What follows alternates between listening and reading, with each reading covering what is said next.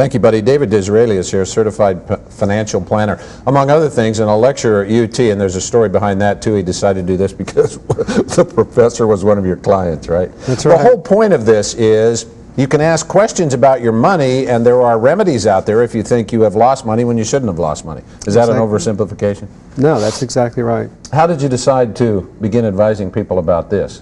Well, I've been in the money management business for about 15 years, and I started out as a stockbroker, and they lectured us on know your client, know your client.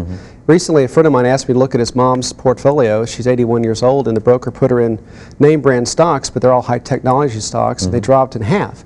And she's wondering, at my age, why am I losing half my principal? And my answer was, well, that's what happens to high-tech stocks, but you can actually recover by forcing the broker to reimburse you. And they were really surprised to hear that.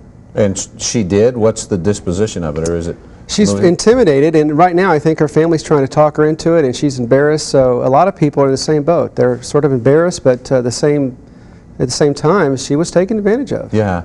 Well, you would think the basic lesson would be it's your money, find out what happens to it.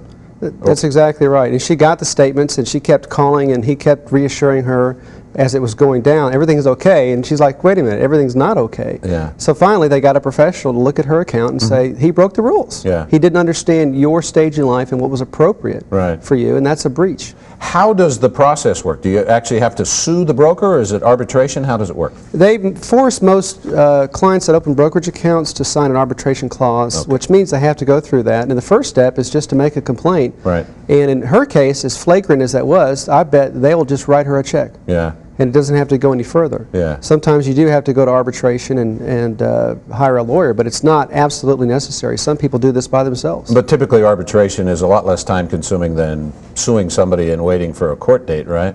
Exactly. It was designed to make quick decisions. They're binding, they're final. There's no jury. They're industry experts, and they're very fair.